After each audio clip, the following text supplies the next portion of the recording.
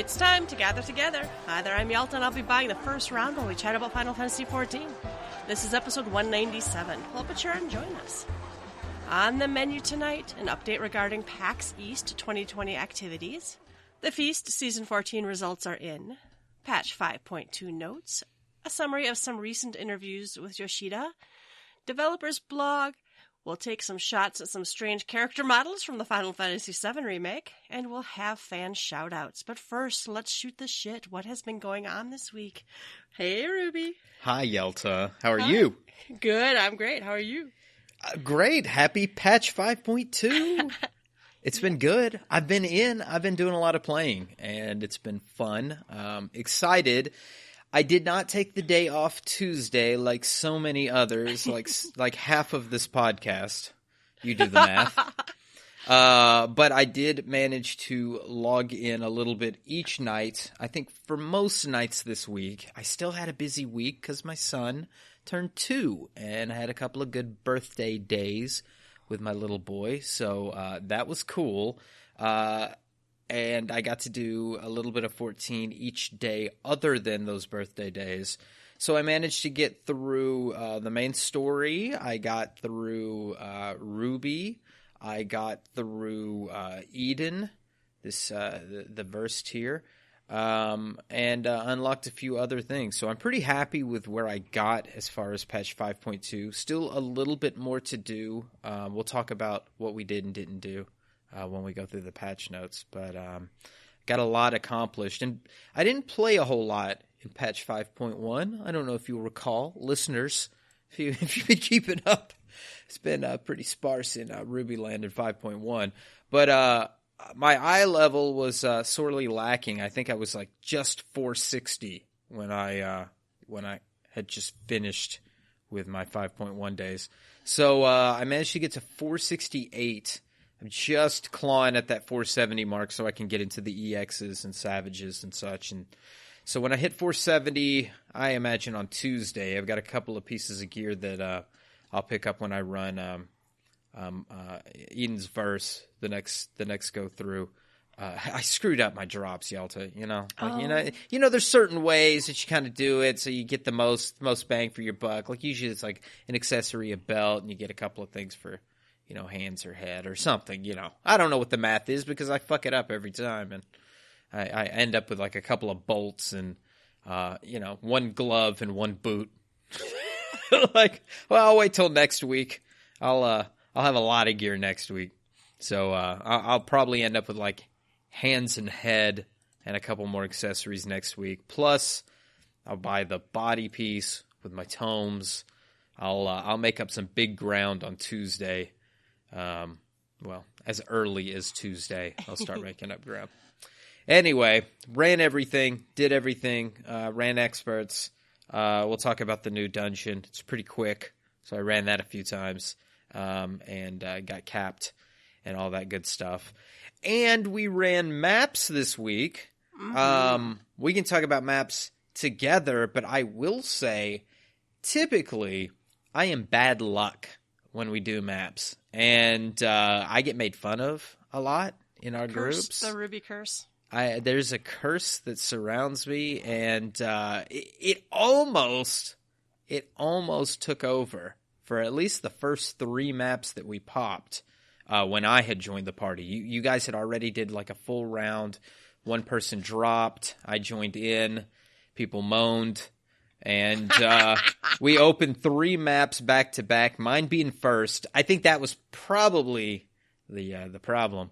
No portals opened up, so the groans got louder. And then on the 4th one opened up, I think we made like a wrong turn early on. That one didn't go very far. More moans. And then on the next map, I believe, it could have been the one after, I think we had maybe one more fail attempt. But anyway, we got really far, and it was all the way to the bottom, and it broke my curse. My curse was broken. I am a new man. I can go all the way to the bottom in maps. So that was cool. It was a good time. We had one more map left, and had some fun. So I enjoyed it. It was fun to play with everybody again. Everybody is on. I'm seeing lots of orange names because that's the color of my friends. And it's nice to see everybody on and playing and people doing different things. I'm seeing some crafters. I get into Yulmore and I see the crafters going at it. Go to see Twitters and people are making big bank selling their goods, their wares on the market. Seems like it's a really good time. Everybody's enjoying patch 5.2. Makes me happy. So, Yelta, I had fun playing with you. What did you do this past week? I did all the things. I did the MSQ. I did the Ruby Weapon. I did Eden verse. I'm really, really bad at 7. That one's hard for me. I think I figured it out last night. I think I figured out where to stand, why I was being murdered. So that's. I'm going to tell you why. I think without spoilers, because we're going to do somewhat of a spoiler-free episode as best as possible, like usual. It's because I look at the circles around us and I see like there's a purplish, so I think of like black, and then there's a lightish, which is white to me. And then there's like these portals and I see them as blue and red. And I always think red and black are on the same team and blue and white are on the same team. And it's the opposite on this because you're supposed to stand in opposite color. That's the part that throws me off. So I've got this whole Ikaruga thing for the 2 or 3 of you who are like, oh, I know Ikaruga. Like white and blue go together and red and black go together. And it doesn't in this fight. No. The portals just are an in and out of the same color. You just got to be in the right place. It's confusing. Or I found it confusing. But I also did the Beast Tribe Dailies. I've done those up every time. I did... the ocean fishing. That was enjoyable enough. I got my minion on my first trip. I don't know. The mount will be a little harder. What else did I do? I don't remember. I unlocked all the new crafting books. I don't have the gear to even try crafting any of them, but I did unlock them. Are they expensive? Not really. I just did my weekly. What's that? Where you custom deliveries. I did my weekly custom deliveries, and then the turn-in for the scripts.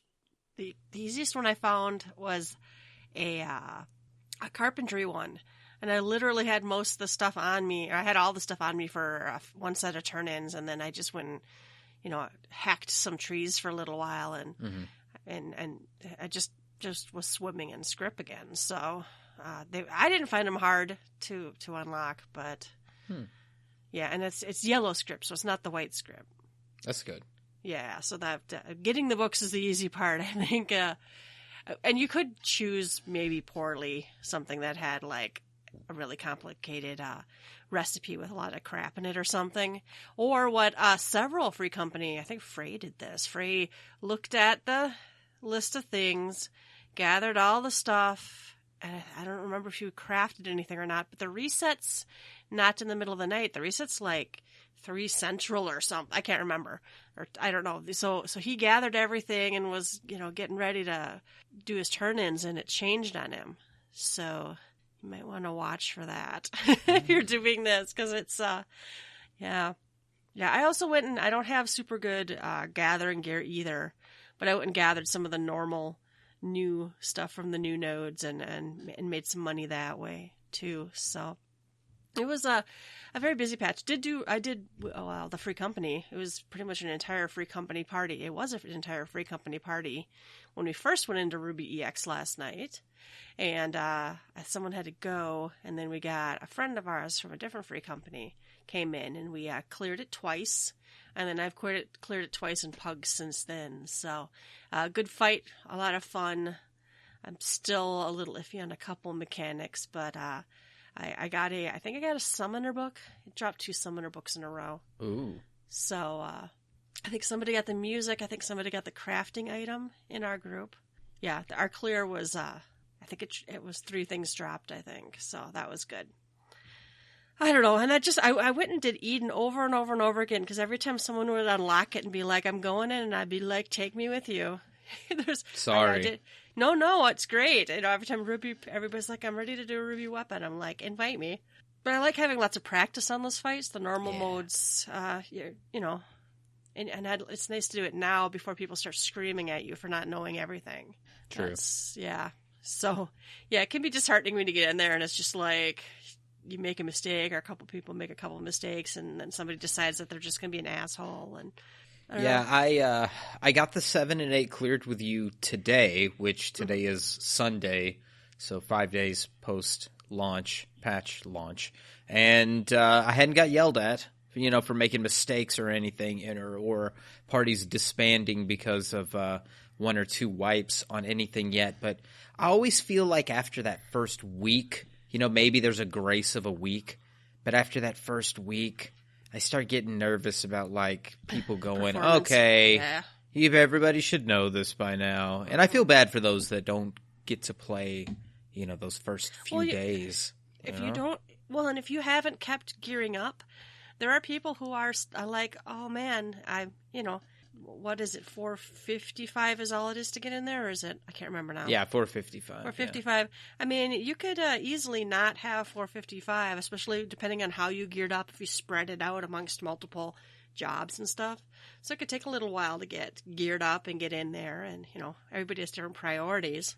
But we did have one person bail on our 7 because they were like, I'm just not getting this. I'm going to have to watch a video, and they left. It's like, well, I think we cleared it the next run of the one after. We did. We cleared it the next run, so I didn't quite understand that. But, oh, well. Don't get me wrong, they died a lot, but so did a lot of us. And I have found it is much easier to clear all of those if you had a 3rd raise, right? Mm-hmm. I'm finding that you can recover and keep going, even Ruby EX. That's part of why I think it took us so long last night. Well, I say it took us so long. It took like 2 lockouts or 3 lockouts. I can't remember now. It did not actually take that long for people who are almost everybody went in completely fucking blind. But not having another raise, if I eat it and Raven eats it, well, we're done. Jump off, or get killed, whatever. So yeah, I do appreciate having raise on Summoner. But I think that was about it. I don't remember what else I did, if I did anything. Leveled some more. I did level my Dancer to 70 now. I have nothing under 70. Oh, nice. So, yeah. So I just have 2. I have Dancer and Machinist in the 70 and 76. And then I have, I think, like 3 melee DPS left to bring from. They're all in the mid-70s. So Amaro, here we come. That's what I want. I like leveling it all up anyway, but yeah. Yeah. But this is pretty early. I mean, just at 5.2, you'll have them all done. Yeah. It is. But I'm not raiding like we used to like do 2 raid nights a week. We used to do, I have more time for just leveling. Or maybe I got lucky on a couple of, primal drops and didn't have to go back. That kind of thing. But, it also doesn't hurt that I leveled 4 jobs to 80 really fast because we had the role quests. Right. Right? So that first week, I already had 4 jobs up to, or something. I think it was the first week. I had like 4 jobs already up.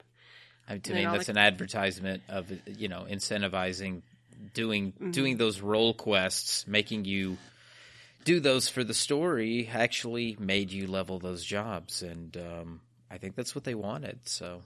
But all in all, I had a lot of fun with the patch. I've played a ton. Honestly, it's killing me that I'm not playing right now. I'm talking about it. Oh, but good stuff. And I'm sure we'll think of more stuff when we run through the notes. For sure. Yeah. So, listener, you can shoot the shit with us. Go to our website, www.gtffxiv.com. Let us know what you've been up to in-game, and or any of the other ways of contacting us. All right, the first round is news. The first one we have, this is sad news. That update regarding PAX East 2020 activities.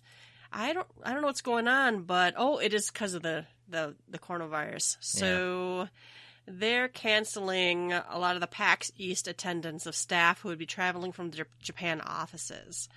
So that I get it. It's a scary time to travel, and so they're scaling down the planned activities. They're canceling the onstage artwork panel, so that's too bad. However, they're going to host a live stream from Japan that the fans can view on Saturday, February 29th. And that'll be on the Twitch channel.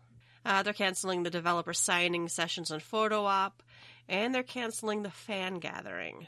So it's that's too bad. I know. In fact, I think I've read the Twitters, and some people are not going now. A lot of people had that, and like interviews and some other stuff, and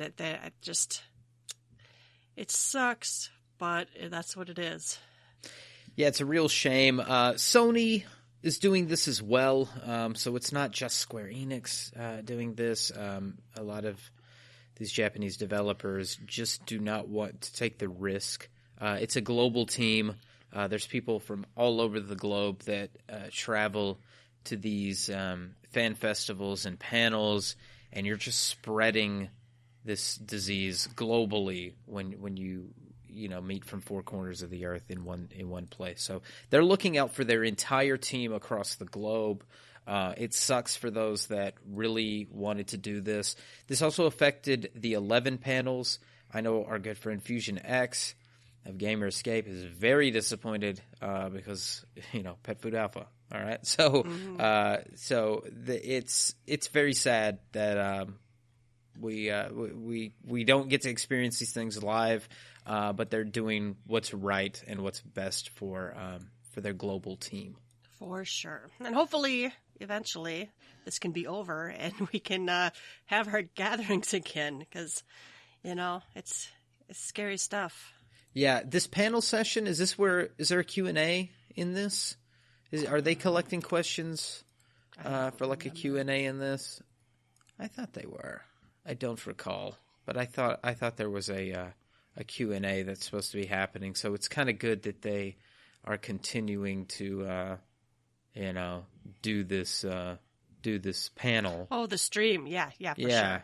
That's nice. Stream. At least they can, still get the information out there and if there were questions, I can't remember now, or whatever, it's still happening. It's just not happening in person. Right. So, all right, the patch season 14 results are in. We have some winners, and I always just like to look at Primal because that's where I'm at. A, B, C, D, E, F, G, H, J, K, L, M, N, O is on there. Yeah, number 13, good. Auntie Coke I've seen on here before, I think. The rewards were this trophy that's a house item, and then this terrifying mount. It looks like Ruby Weapon fucked a motorcycle. I don't know. It's a good description. Oh, congratulations to the winners. I don't even know what it takes to do this kind of stuff. I thought your name would be on this list. No. I've been doing PvP, but I've been doing whatever the roulette is just for the bonus. Yeah. Because you can queue up for it on a job that needs XP, and then once I get in there, I just tweet. Any comment on that? Does it seem different? Are your abilities different? Does it feel different to you? I don't know. I know I'm having fun on the newest map. I like the way that you don't have to defend. You just claim it. You don't have to defend it. So you don't have to. I think I talked about this last week. You don't leave people spread all over to defend the nodes or anything. You just go in there, claim it, and go. I kind of wish they'd switch all the PvP versions to just 2 teams. I kind of like the 2 teams on that other mode. I don't like. I don't know. Maybe that's just me being a big baby when I get pinchered into things or whatever. But I feel like 2 teams feels better. Yeah. But I do like that new map. It can be kind of fun. It's not, and we've won a few when I've played, so that always feels good too. Cool. Yeah. Well, we'll see. Maybe tomorrow's Monday, right? Maybe we'll run some PvP. Do some Monday PvP. I like it. Could happen. Could happen. All right, patch 5.2 notes. Echoes of a Fallen Star. We now think we maybe understand some of the stuff in the image. We might have more questions. We might have more questions than answers. I wrote down some questions. I'm waiting for some answers too. I won't cover them tonight, as we will attempt to be as spoiler-free as possible as we go through these notes. So don't expect us to say any names of any special characters who've made any appearances. Or didn't. We don't know. We won't tell you. Didn't make any appearances. We're just going basically, no spoilers, but what's in the notes. We do know there's a new warrior it looks like the Warrior of Light. Only it looks like he's 10 years younger. Oh. Yeah.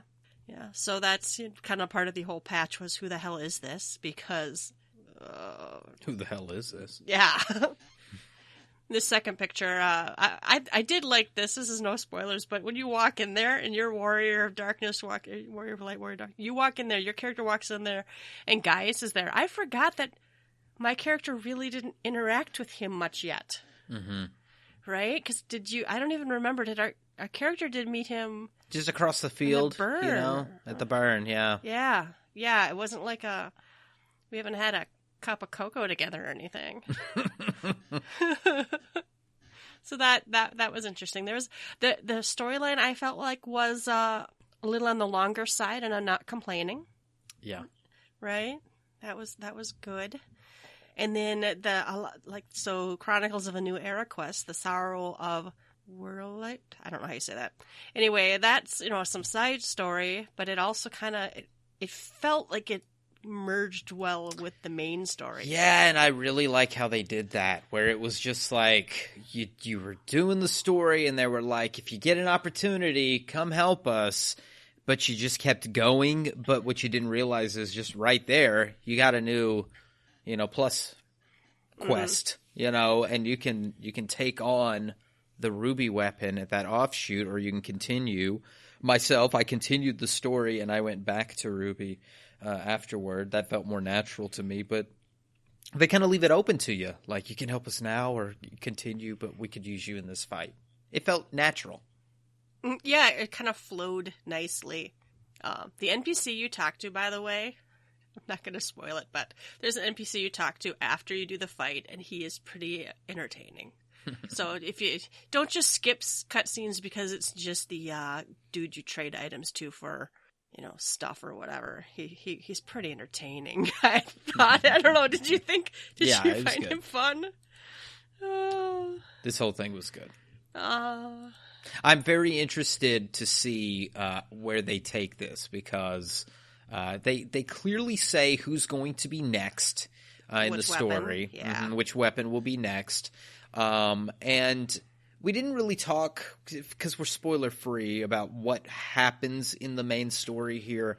I was impressed with the main story. I had some ooh-ah moments in the main story. I had one in particular. There's a certain NPC that goes, "What?" And at the same time, I said, "What?" Because I was like, "What the hell is supposed to be happening right here? This doesn't make sense." And the NPCs echoed it. The Scions echoed that sentiment, so I felt like I was one with them. But that was the one big kind of pivotal moment for me there. In this story, though, I kind of felt hooked right from the get-go because of what these characters mean to another character in the story.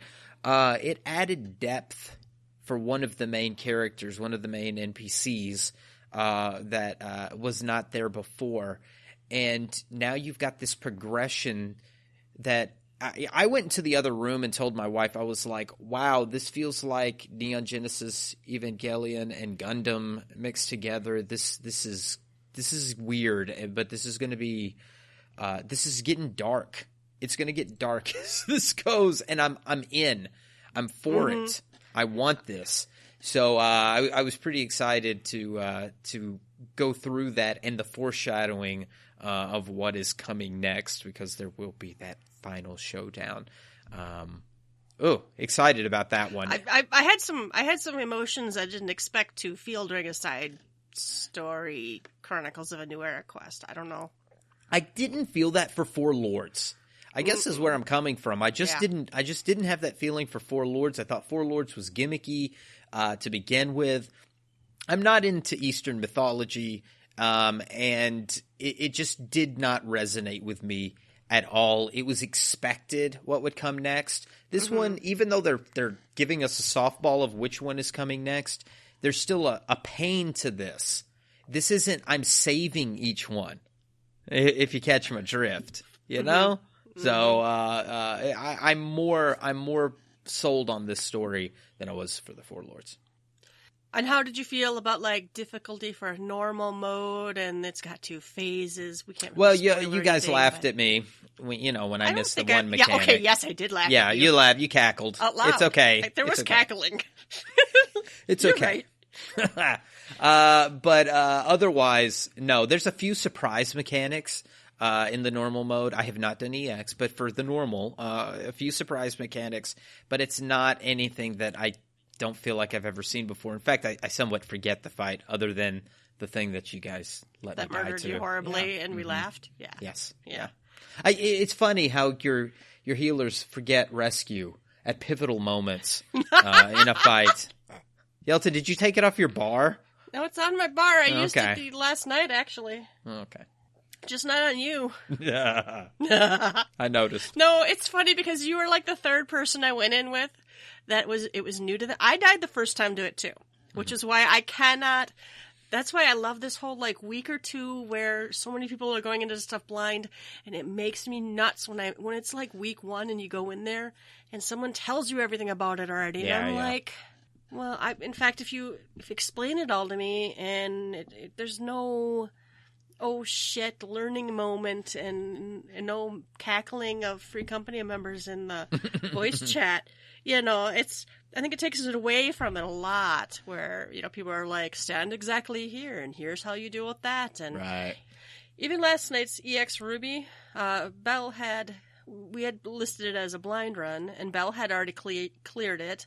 I think Layla and I had both separately been in and just seen most of, I think, the first phase, but no one was talking, right? We weren't like, you need to do this and you need to do that, and we let it happen.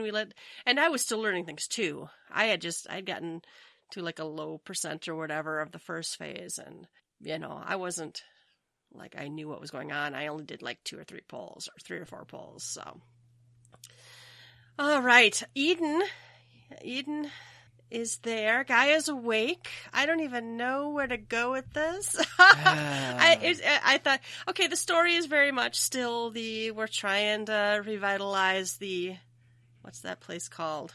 Where it's all empty. The empty. Where it's all empty. Let's just shut up, Ruby. No. Yeah, but I think I liked all the fights except for I had trouble with 7. 7's that one. And it's also not like it's 7's really about the mechanics. It's not about who you're fighting. Right. I don't know, because we know who. Well, it would be spoilers. We can't tell you who we're fighting. Well, but you're fighting the dance. Then you're fighting the enemy. It's not so much the DPS. It's doing the dance correctly, standing in the laser. I don't think it's much of a spoiler to say there's lasers, and you got to stand in different colors of lasers. Mm-hmm. So that is the one that I keep hearing is getting people. In fact, we have a spoiler channel in our Discord, and I was like peeking with one eye open into it before I had cleared all the phases of things. And when I looked, I saw that there were some Free Company members that were having trouble with this fight, and they were making it known. And so before I jumped on today, I tried to find something spoiler-free, and I saw a diagram with these lasers, and I looked at the diagram. It was spoiler-free, so I didn't feel like I really messed myself up there, but I was like, oh, there's some jumping back and forth, some jump rope mechanics here. And this is the one I keep hearing is hanging people up. But otherwise, I enjoyed them. I enjoyed all the fights. Yeah. I think I'll start first with the music because I love the music. Yes. I was extremely impressed with Ramuh's music. I don't think it's a spoiler that Ramuh is the first fight in this. Ramuh's music blew me away. I have listened to this on repeat. I love this song. I do like the second fight's music, just not near as much as I like Ramuh's music.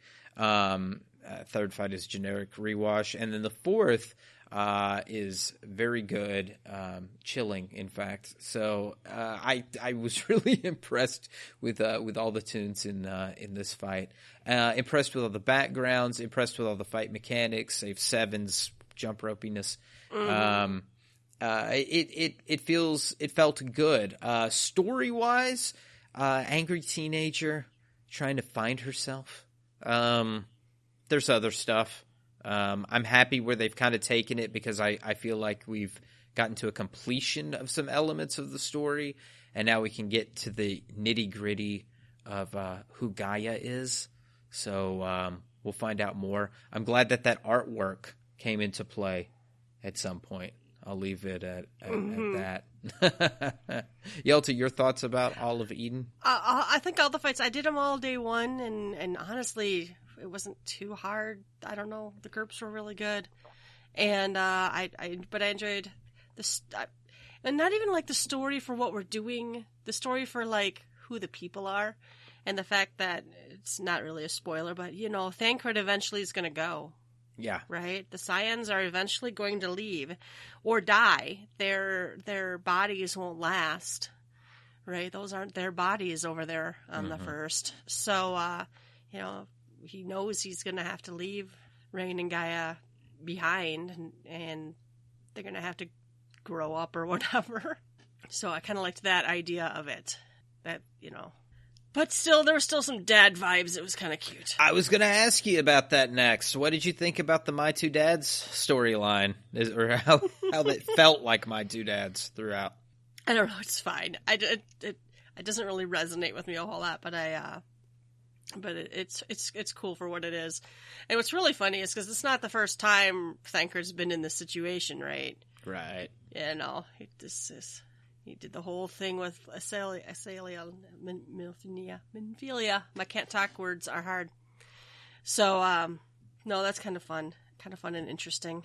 Oh, let's just go on. There's a lot to spoil in there, so we'll talk about that more next week and whatnot. I did enjoy the music, though. I enjoyed the music of all 4 floors. I know we have at least one Free Company member who the music from one of them hurts her ears. It must have like a weird reverb thing. And then and another one just does sound like 2 songs layered on each other, and that can be grating for some people. But I enjoyed all of them. I think that's the second fight. Yeah, the second fight has like 2 themes going on, and it didn't really bother me. But I know some people it didn't really, I don't know, do good. I will say one thing that I feel like is kind of a negative.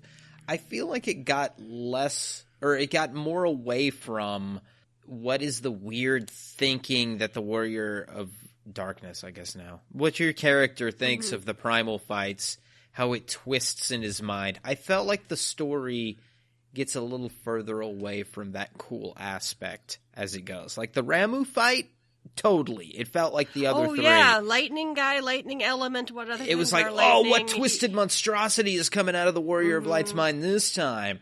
But then when it was the next fight, it was like, throw these 2 together. And it was like, okay. And it didn't really, it wasn't like, ooh, what 2 twisted, freaky things did you do? And then, when we got to the last fight, it was like, hold on, let me take over. And so it was it kind of felt weird. We'll spoiler it next week, but there was exactly. a bit that kind of felt odd in that last one, and I think not maybe what we expected. I'm not crying, but it's not exactly what I expected, which is fine because if you get what you expected, it would be boring. Exactly, I agree. But I do like Ramuh. I'll leave it at that before we move on. I really like the Ramuh one. Yeah. And the fight's pretty straightforward. In fact, Bell just posted that the Savage version wasn't too hard. Apparently he's gotten ahead of us a week.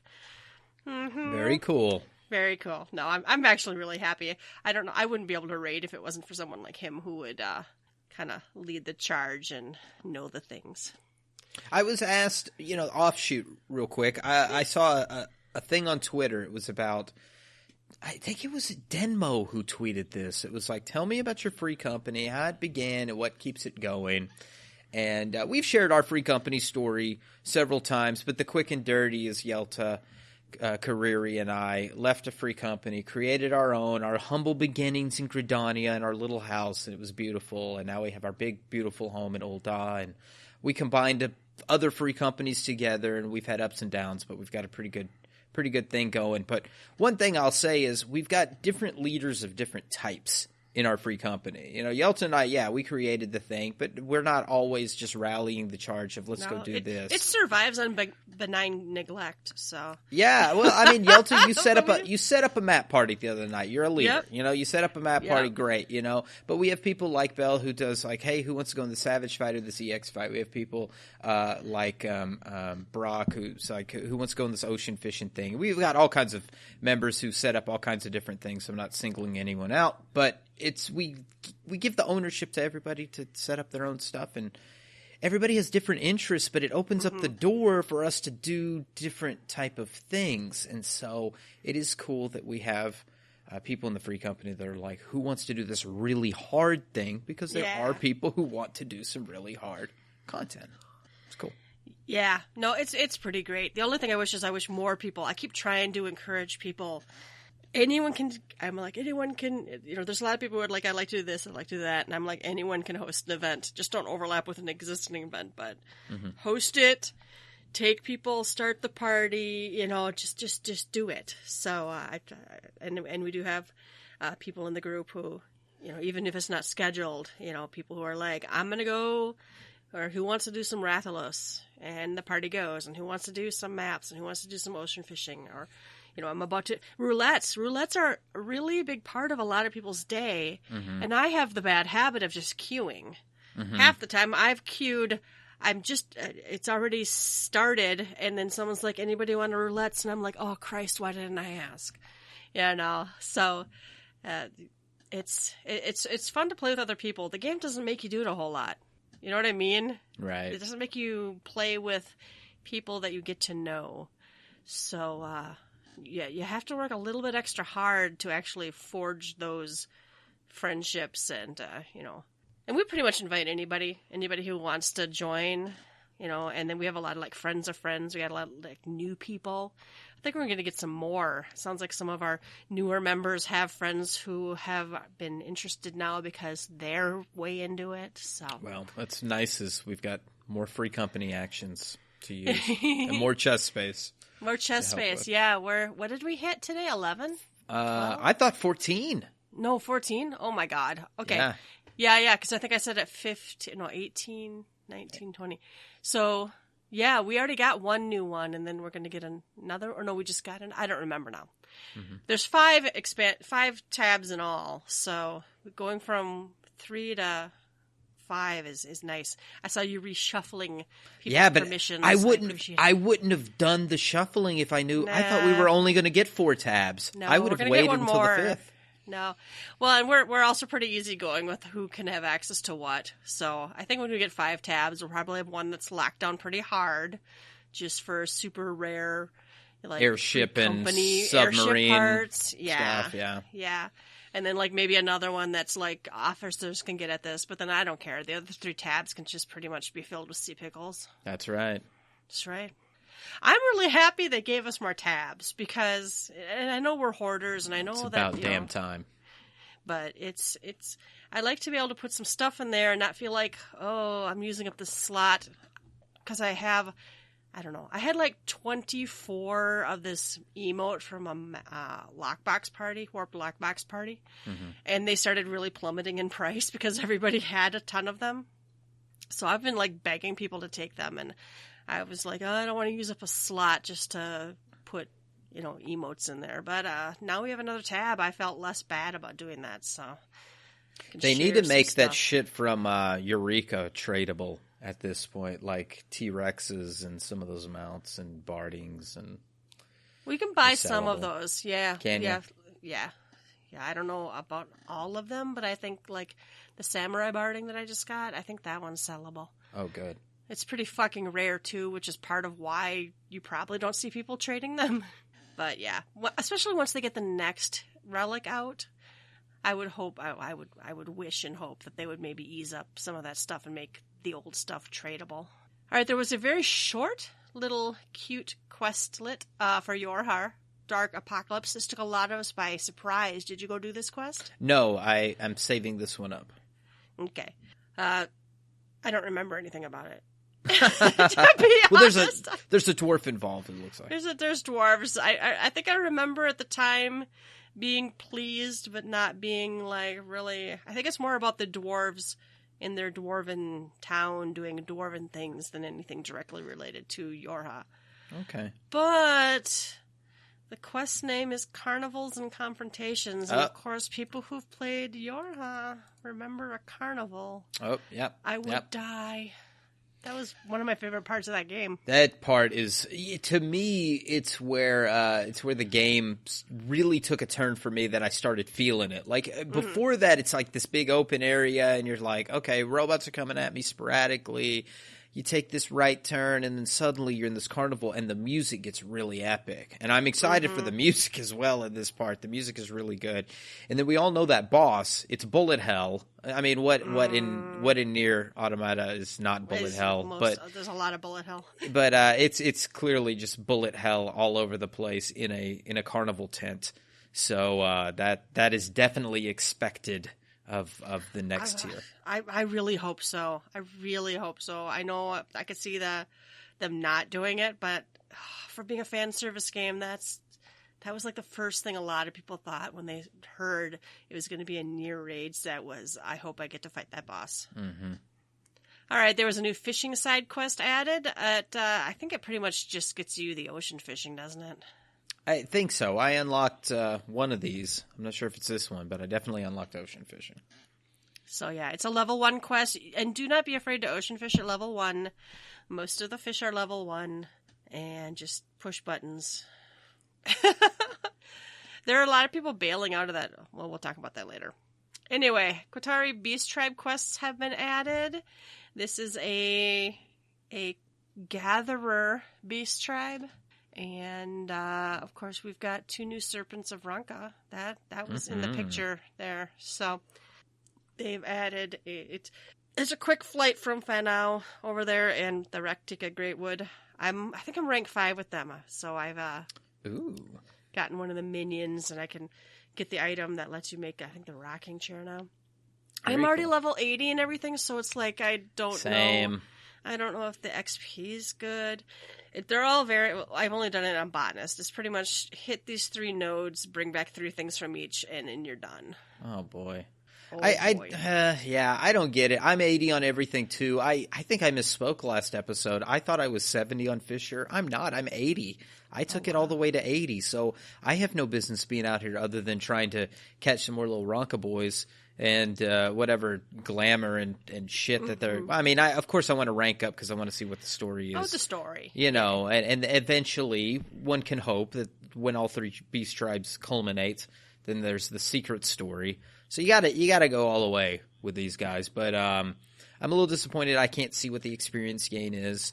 Yeah, it's weird to me that it's just a gatherer only beast tribe. I'm just still weirded out by the concept because we've got other avenues and leveling is just so easy without it being combined with Disciple of Hand. I'm scratching my neck here going, what the hell? I still don't understand it.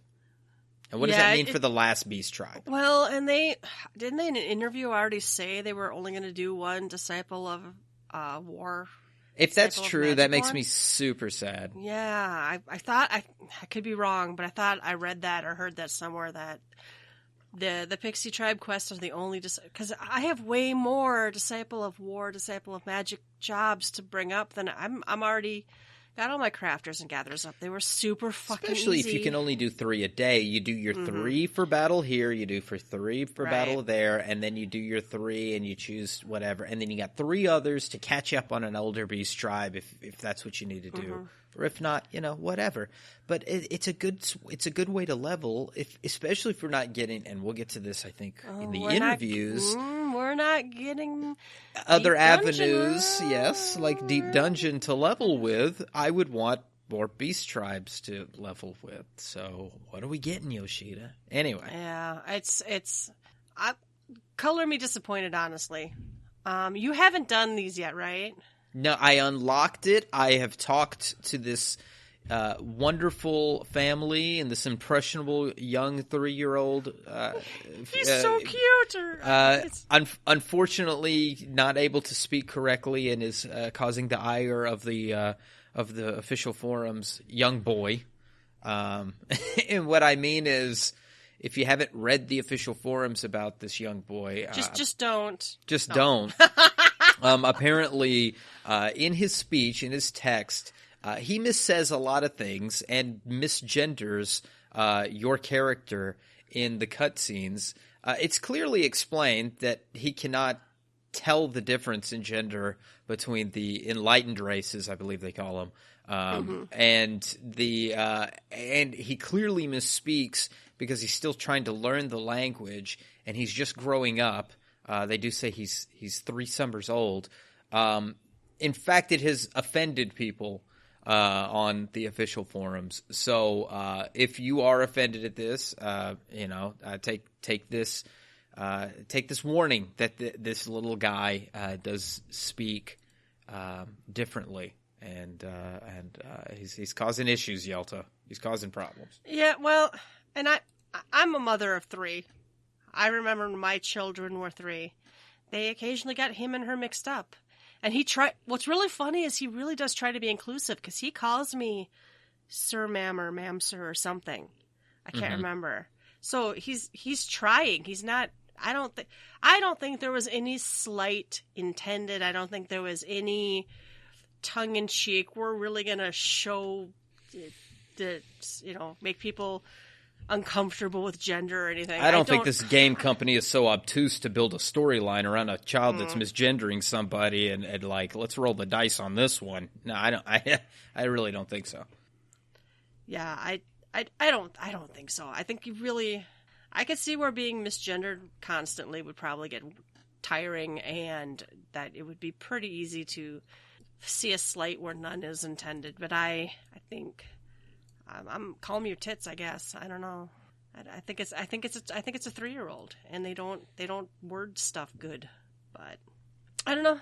People complain about a lot of stuff on the forums, though. I guess. That's true. Oh, so true. Very true.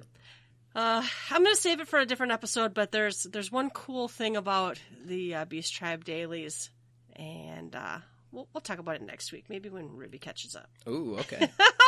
Well, apparently it didn't take long to get to level 5 on these guys. I did it. I did where you do it twice the first day, It's only been out for 6 days, right? Yeah, but I did it twice the first day. I think the first rank up to 2 is on the second day.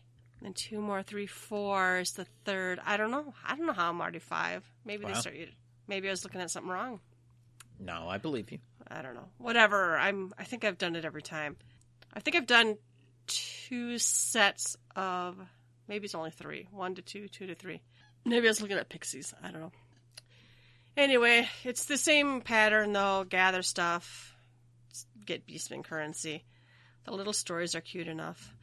All right, they've added a weather, fair skies to Limeg in its finished state. If you haven't done those quests yet, you don't know what that means. Working on it. Certain Chronicles of a New Era and side quest objective icons have become changed to indicate elevation. These confuse the fuck out of me, by the way, because they've started using a different icon they've used differently previously. Mm-hmm. But I have adjusted. So yeah, you can now see elevation. They've added an Aetheryte shard to the Doman Enclave docks. That's good, because I think that was one of the things I had trouble getting to sometimes.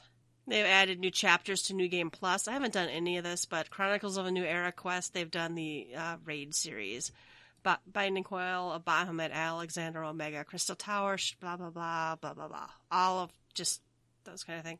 Side story quests, Hildebrand, more Hildebrand, more Hildebrand.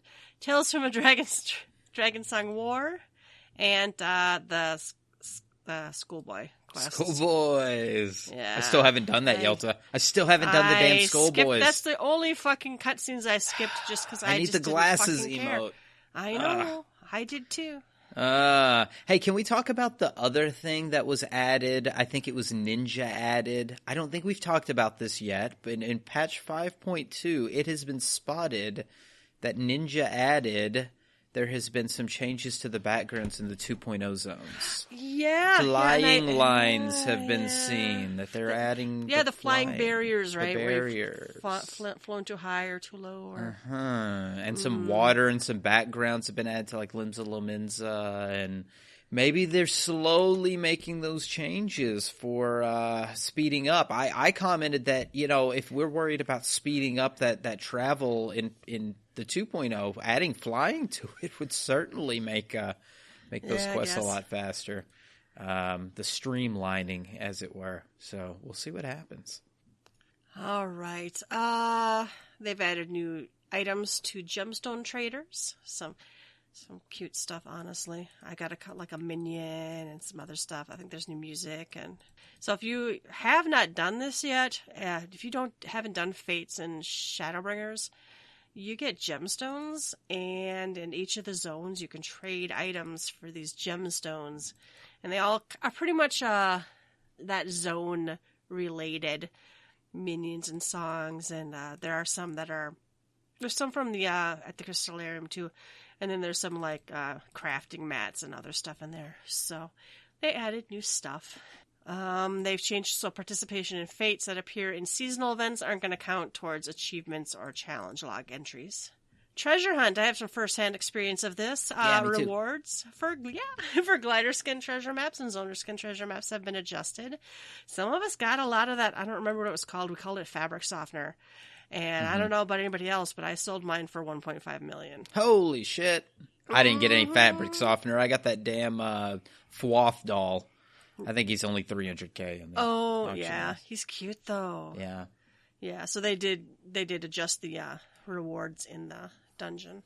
Grand and free companies, they've added new craftable items. That must be one of the things you can do, is that house. That's kind of interesting looking. Yep. Cottage. Yeah. Solo players can now advance production. You don't need to make a party of semi-AFK people anymore. It was a little cumbersome. I miss it, but it's like, I don't know. It's a double-edged sword. It's the thing that just pulls you in every time, Yelta. It's like, we don't have time to do these things, and it's burdensome to get people together, so it's easier to do it by yourself. But this game doesn't harbor any sense of unity where it draws people together to do things, and we wish for more things that we could do together. And it's a vicious fucking cycle. Well, but it has to be meaningful, right? If there was a mini game that in some way, first of all, I think it would have to benefit people personally. If there's a mini game of some sort that was fun or interesting or challenging, then, but it's just basically, it was really 3 people AFK and one person pushing the button. You're just dragging people to come to your house and give them the directions and all the other shit. And it was like all these other quality of life things just to get 3 people to come to your house to stand around for 5 minutes and leave. All right, they also changed subaquatic voyages. They've added new areas, new items, and the maximum submersible rank has been increased from 65 to 70. Just in time for us. We unlocked a bunch of areas recently, right? The maximum rank for free companies has been increased from 8 to 30. So at 10, you get another compartment for your company chest. At 12, you get to carry more inactive company actions. At 15, you get another company chest compartment. And then at 18 and 20, you get more inactive company actions can be around. Great. Held. That's good. Where's 30? That's the thing. Why? Everything can be so good in this game, and they manage to fuck it up in one way or another. Why 30?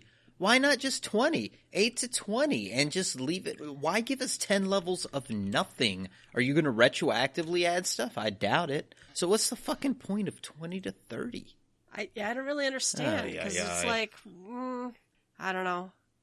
In fact, if they would have just said just put 20 on here, because what's the point of going to 30 if there's not any entitlement? Anyway. All right, housing, private estates and housing awards 19 to 21 that were added in 5.1 are now available for purchase. I didn't even think to look. Oh, that little curvy wall is interesting. Yeah. So they did add a bunch of new furniture, right? Ooh. They had contests in 2017 and 2019. They have that curvy wall, and that's for like photos, I think. I can't remember what it's called. Oh, yeah. Mm-hmm. There's a bed and a cool rocking chair. That rocking chair has a Serpent of Ronkas on it. Do you see that? Yes, it's awesome. Little nightstand and like a potion thing. So maybe a clock on the wall over there. Oh my God, this stuff is so beautiful. I need to just spend like a whole Sunday redecorating my home. Mine still just has a bunch of stuff thrown on the floor. Yep, same. New furnishings have been added. This is it looks like an indoor picnic table. So, but it's cute. It's kind of rustic. Looks like they put a couple foods on there. This is a cheese shelf. Have you seen the cheese shelf? I've seen the memes of the cheese shelf. You've seen the memes of the cheese shelf. Say that 5 times fast. Yeah. Then there's that purple tree. I'm thinking of getting that purple tree. You can get it. I think that's one of the things you can get with the Fate gemstones. Oh, that's beautiful. Tree. But look, it's just like this. It's like a square of... Yelta, I was going to bitch about that too. You beat me to the punch. I'm like, that tree looks great, but what the fuck on that? Mm-hmm. It needs to fade out, or it needs to, I don't know. Yeah, trail away or just be uneven in shape, not like a checkerboard. Border around it or something. Yeah. Interesting. Mm-hmm. No one knows where this arch comes from yet. I haven't seen it anywhere. But I'm sure we'll find it. All right, Aura mannequins are now available. You can now Aura for all of your mannequin needs. I did see a thread that said, "Why are there no black mannequins?" And I'm being not like a joke. Like you see them in department stores, like mannequins that are black, not just white mannequins. I think it would be a cool aesthetic to have a black mannequin instead of a white mannequin. I think it should be. I think the argument started going into if the mannequins were dyeable, this shit would be so convoluted and fucked up. Like, the way that they introduced mannequins were already kind of like, it's a shop. It's not like a piece of furniture. It's more like it's a retainer-linked shop kind of thing. And it's very odd. And then adding dyeing to that might blow the servers up or something. But I think it would look cooler in other colors. Well, even if they just were to flip it, if they were like, you could just right click at it and just be like swap to negative colors or something. Just, have white horns and black hair and stuff. I don't know. Yeah. They added new orchestrion rolls. Yay. Gotten a couple of those. They also have split up before we had just 1, 2, 3, 4, 5, 6, 7 sections in our orchestrion roll. Our categories, and now they've split out like locales into locales 1 and 2, raids into raids 1 and 2, and one that's just ambient now. So that's nice. Yeah. A little bit easier to find stuff. I wish we had a search feature. I don't know how many times. So we were doing that map party, and our orchestrion roll dropped. And I'm on voice comms going, I'm not going to greed that or need that or anything. I said, let me look. And then we're like, all of us are looking together to find what number it is and under what tab it is. Because I was willing to pass it if, somebody else didn't have it. Mm-hmm. And they are tradable, but I'd rather just be able to do it, right? How convoluted. Like, there's a timer ticking down. Everybody's frantically Google searching or looking through their orchestrion scroll. Well. Yeah, because you can't, I don't even think you can right-click on it and, search and have it say whether you have it or not. I do appreciate they have a lot of places where you can buy orchestrion rolls, and it warns you that you already have it. Right? You've already used one. That's nice. They've added new aquarium fish.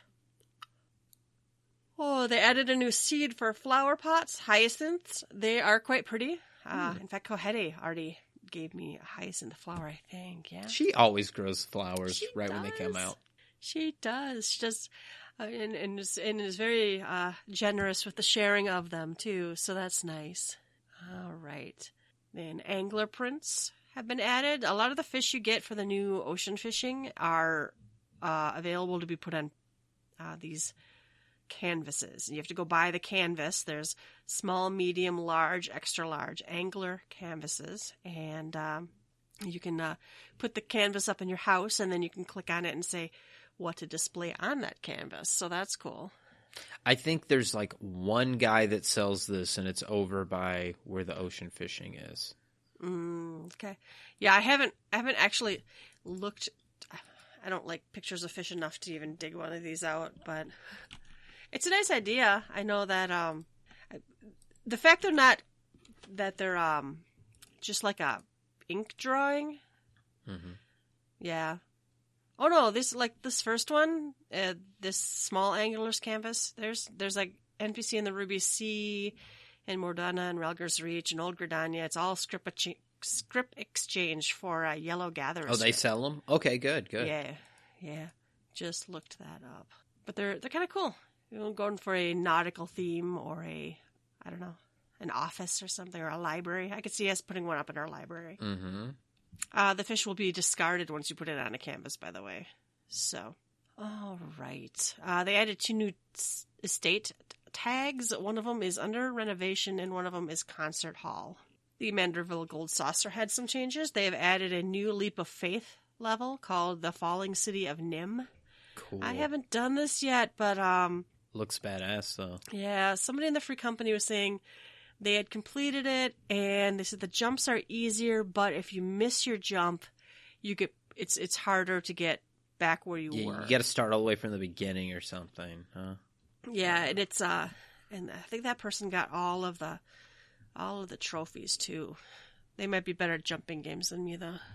They have adjusted the gate schedule, so every hour on the hour, it might give you Cliffhanger, Air Force One, or Leap of Faith, The Fall of Bel. That's the old one. Mm-hmm. And at 20 after, you might get Any Way the Wind Blows, The Slice is Right, and the Leap of Faith, The Falling City of Nim. And then on the 40 minutes, Air Force One, The Slice is Right, and Leap of Faith, The Falling City of Nim. So plan your timing when you're at the Gold Saucer. They added new triple triad cards. Yay. I'm sure they didn't add them in any packs that you might want. So we got this basket guy. I don't know who the guy is, the second guy. Yeah, who is that? I don't know what that is. Some dark void scent or something. That's that thing from, the last one's that thing from that dungeon. Mm-hmm. Then we got Hades. Beams at you. Or the dungeon, yeah. Yeah. And then we got what do you call those? Not Light Warden. Whatever. That angel chick. Nice. Mm-hmm. Now when playing Dome and Mahjong, the opponent's home world can be confirmed via the opponent list. And they've added new prizes available for purchase using MGP, including a really cool-looking bunny. You can now use the performance assistance to learn to play Eternal Wind and the Mushroomery. I tried doing that performance assistance, and I'm just terrible at the game, so I haven't even tried it. I just closed it and walked away. The prize is available in exchange for Chloe's gold and silver certificates of commendation have been adjusted. Too bad I only ever get the other ones. I never get good ones. I still try to do my Wondrous Tales, though. I picked up my book today. I did today because everybody was saying yesterday when they were running new things with me, oh, I should have picked up my book. So reminded me to go grab it. Yep. Battle system changes. Do you have any Summoner ones or any ones you want to talk about? Summoner was expecting to get its hand slapped. It did by a tiny bit. The nun was really kind. A slap. Yeah. Yeah, it was a love tap from potency 50 to 45 on both Bio 3 and Miasma for the damage over time, and then Miasma 3's potency just was reduced from 50 to 45. So not bad. Getting back into it and working that rotation and everything, I haven't felt any difficulty. I was so rusty, Yelta, I went and did the Eden's Verse dummy when I had unlocked it, and I beat it with 9 seconds left. And then today I did it again after playing for 3 days, and I beat it with 29 seconds left. And there's some gear upgrades and stuff, but I'm like, oh, okay, this is not so bad. This is like the new stuff. Of course, that's normal. It's not EXs. It's not Savage. I'm definitely not bragging, but what I mean is Summoner's not hurting. This little hand slap was not so bad. Everybody else got a bump, and it looked like it was like caster heaven, except for warrior here. Everybody else, Red Mage got a decent bump. Red Mage got a decent bump. Yeah, if it was enough. They added a meditation gauge for samurai. Okay. They added a new dungeon. We both have done this dungeon. Mm-hmm. What did you think of this new dungeon? And you had to be average item level 440, which someone was losing their goddamn mind in the official forum for the previous dungeon being. Right, go run shit 50 times instead of just spending your Phantasmagoria. Anyway, it was okay.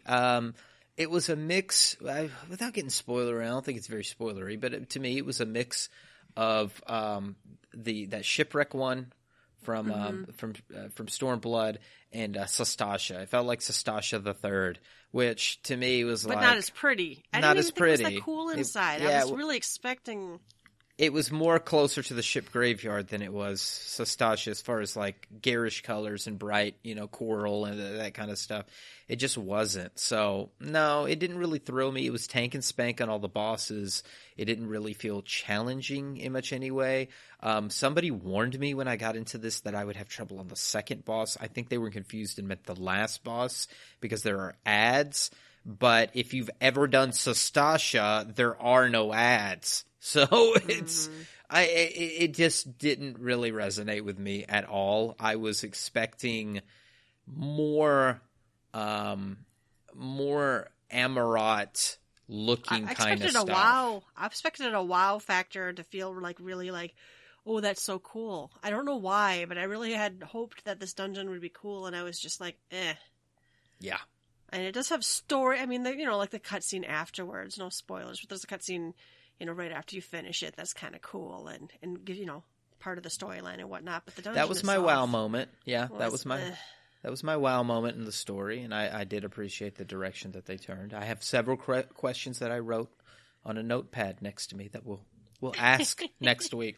All right, they added item level sync of 470 to the Twinning, Academia, Anidar, and the Grand Cosmos. So, I don't know, 470 is so high to copy for those, but okay. Mm-hmm. That's kind of par for the course, though.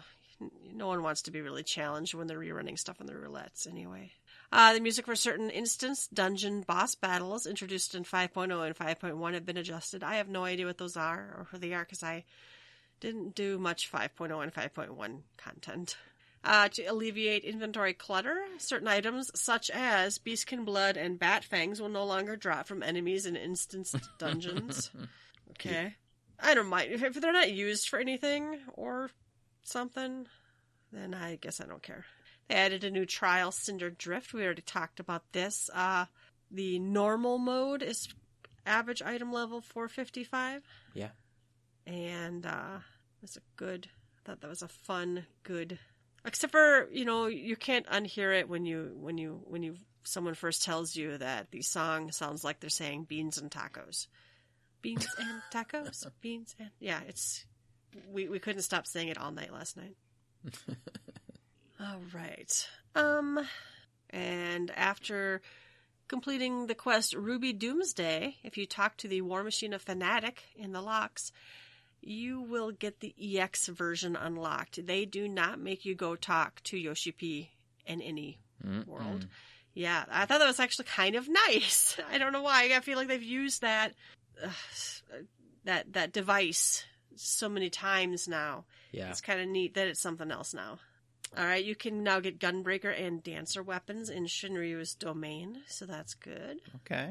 You now have a better chance at getting the Titania or Innocence mounts. They've upped those, and you can also trade 99 totems for the mount in question in Yulmore. They've added a new raid dungeon, Eden's Verse. We've already talked about these a bit. Well, the picture shows our first boss fight in all of his sexy glory. Bearded man. Sexy. Yes. I expected more beard. I really feel like my Warrior of Light would have been like, I remember the beard. Well, this ridiculous beard. This was again, they gave the Warrior of Light a choice in this one. What do you remember about Ramu? And you had two choices. One was he was half man, half beard, and another half beard. And there was another choice, but I chose the half beard one. I wanted to choose the beard one on that. All right, and the rewards. I am so glad they went finally, well, again, with this. The head was called a helm. The body piece was called armor. That that people used to have to like go look it up. What are the sticks you for? had the diagram. The sticks are the legs, and the gears are the hands, and this is the head. The springs are the feet, and like I don't need to make up like a little Gundam of springs and sprockets to figure out, what goes where. This is great. What's a lens again? Was always Right. What's a spring again? But even the weapon one is a sword. Like, it's just really easy to tell what goes with what. So yeah, you get your weekly blade, and then what is it? What are we going to be like? 7 blades will probably be the new weapon. Sure. Right. All right, and then Eden's Verse Savage has been added. They showed us the bosses from the 2nd floor. Savage, haven't been in there yet. Can't really talk about it. It's you have to be 470 or above. I did hear that it's harder than normal. So that's confirmed. He said that. Was it confirmed? Because they said it was.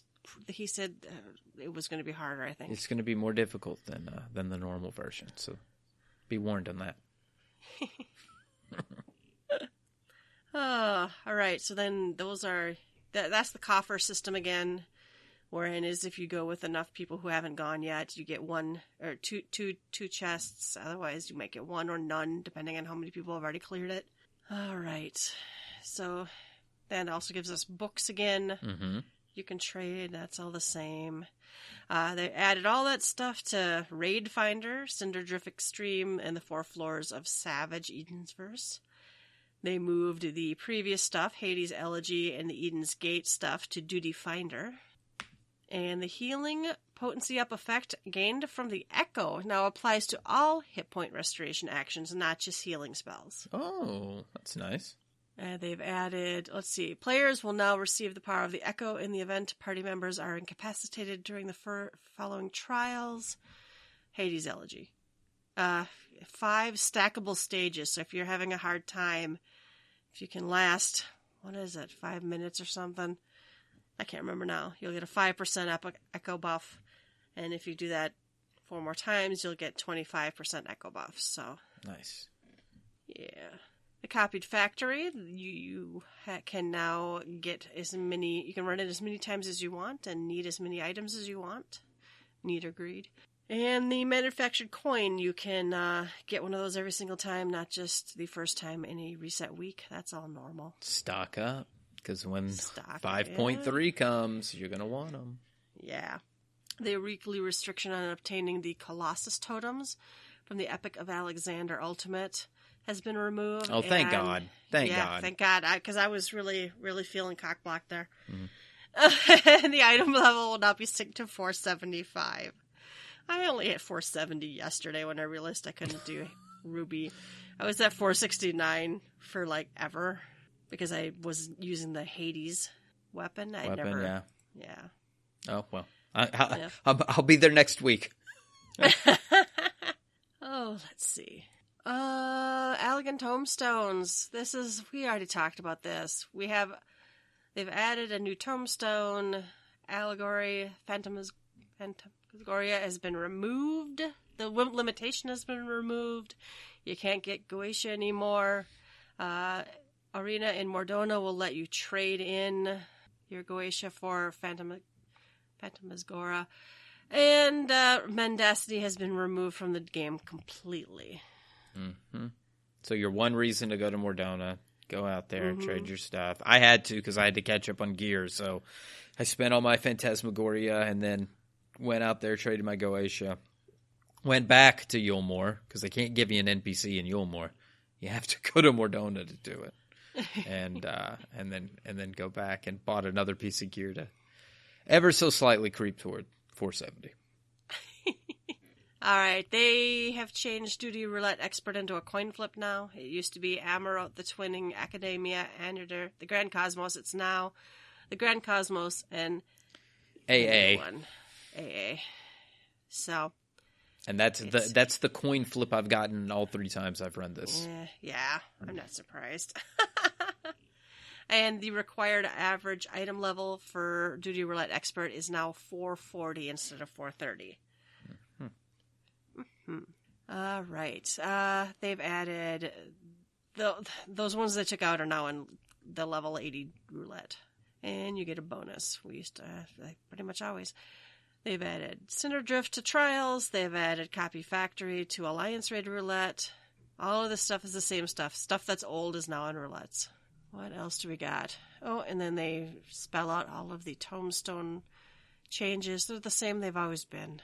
Yep, swapping them all over. Yep. Swapping them all over. We need 8 pages for that.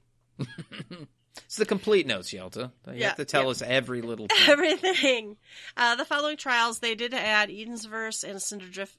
Edenverse Savage, and Cinderdrift Extreme to Stone Sky Sea. So you can go fight the dummy. They have made some adjustments to PvP actions. Lots of them. In fact. Wow. Yeah. Medical Kit now gives you way more cure potency. Faint and Bloodbath. I can't talk too much about any of these. I never really. I have to double back on these things. A lot. But like all of them got like major potency changes. I think we kind of foreshadowed some of this from last week because they said that they were going to do a lot of stuff. And I think I saw some preliminary patch notes and were like, wow, this is some crazy shit that they are doing. But this seems like sweeping changes. So this is another reason why I'm interested in doing some PvP is I'd like to know, like, does this just speed up everything? All these potency changes? Is it speeding up the action of play? Are they wanting PvP to go faster? I don't know what the purpose is. I'd love to find out more, but I'll have to jump in to get some firsthand experience. All right. They've removed the PvP actions Tether, Summon Seraph, and Seraphic Veil. So Red Mage and Scholar got some removals. Season 14 of Feast will end, which we already talked about, and the preseason will begin. They've adjusted Frontline's matching system. The randomization of PvP alliances has been improved. I know that was something we talked about. Yeah, this was like that ongoing bug where people were still being put into the maelstrom. I think they were finally going to fix some of the matchmaking issues there. Items, they added new items. They didn't list them yet. I think is this the Tomestone gear? No. Or are we looking at this first one? I don't know if this is Tomestone gear. No, because the Tomestone gear is like the healer has like woven pants. I like that weapon. Is that that's got to be the crystal? That's got to be the Tome weapon, though, huh? Look at the healer one, the White Mage Cane. What is that?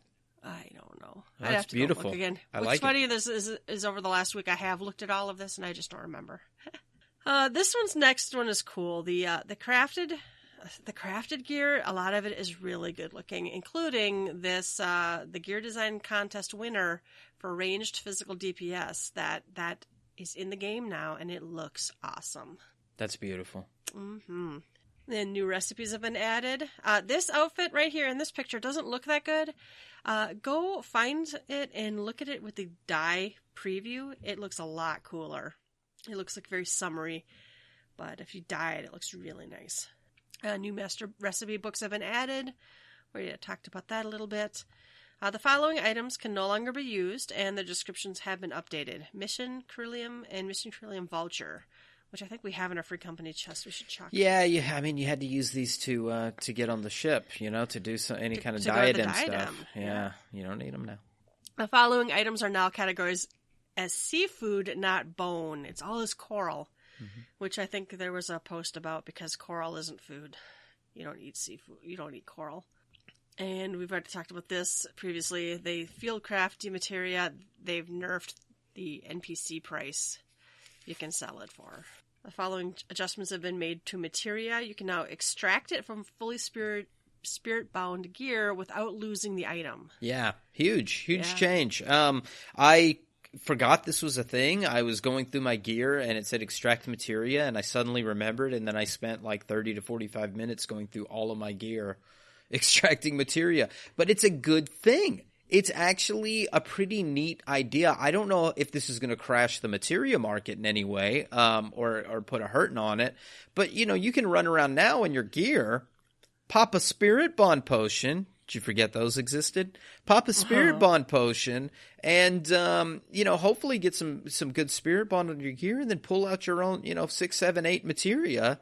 extract. I don't know what it is right now. I hadn't been pulling materia out of my own. I don't remember what I got. Maybe some 7s. Maybe you can get some 8s out of it. I'm not quite sure, but it's a cool deal that you can get materia for doing it. And it's not too different than other Final Fantasies. You might say, oh, this seems weird that you're pulling it. I thought that at first.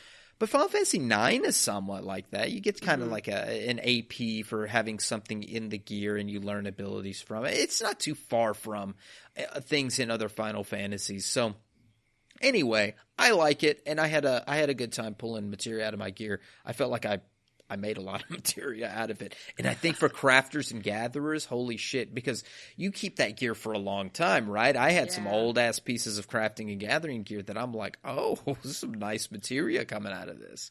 It's good shit.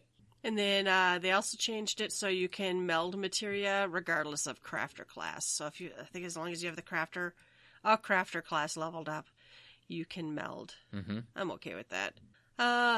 Let's see, adjustments. It's possible to meld materia if one or more crafter classes, including culinarian, are of equal or higher level. All right. So they've now made it so culinarians can do the Waking the Spirit quest. Right. Which lets you do materia.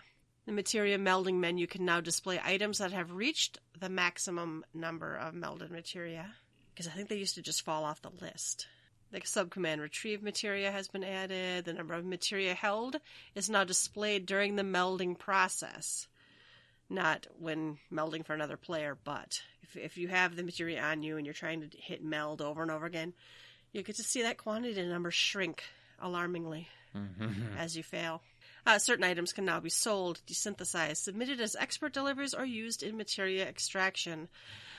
Most notably for me is all of those Innocence accessories. I had Innocence accessories in my armory chest. I had them at Chocobo bag. I had multiple copies on different retainers. I had done this fight so much, and you couldn't turn it in for so long.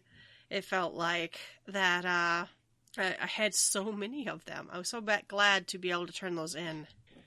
All right, they have modified the following stuff to be equipped regardless of gender. It's basically all the wedding outfits, two wedding outfits, right? Yep. So I saw lots of Rothgarn wedding dresses this week.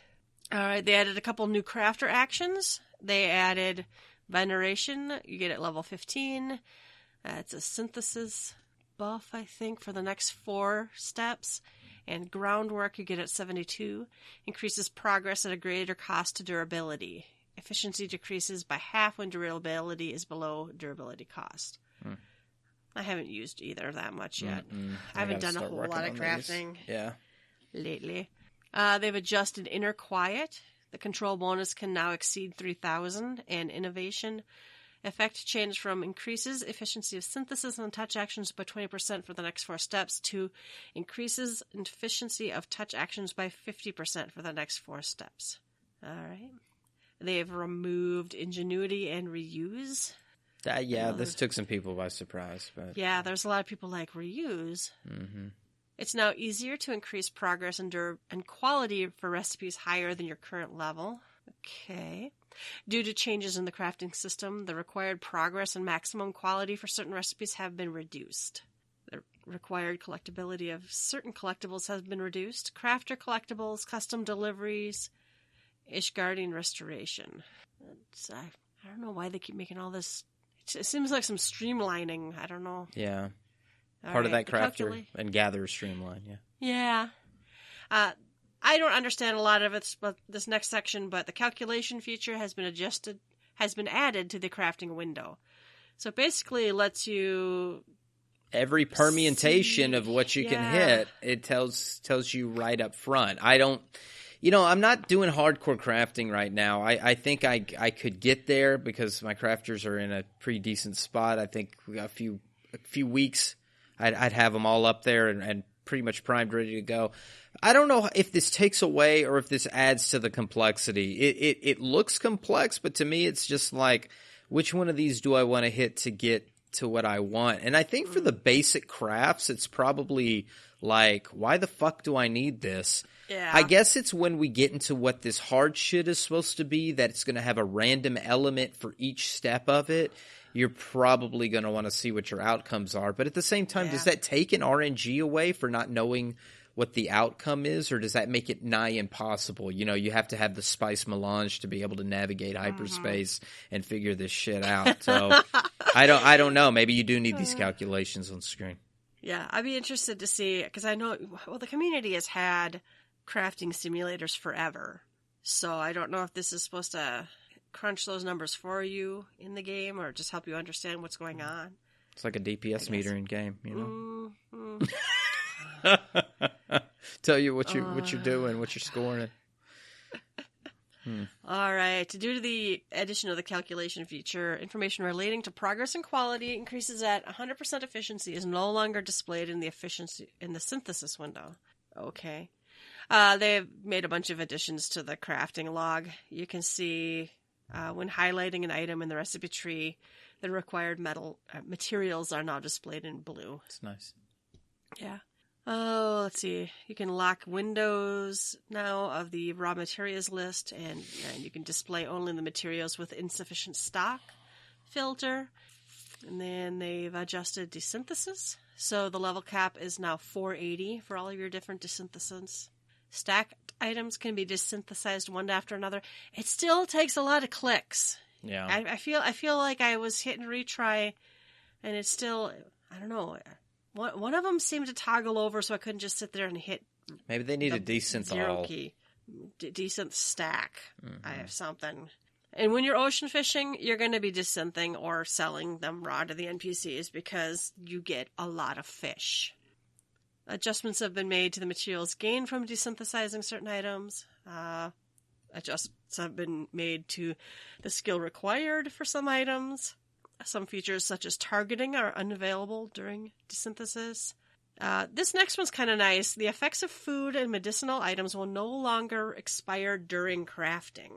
So that's while cool. you're actively in a synthesis, it just won't expire while you're finishing that craft.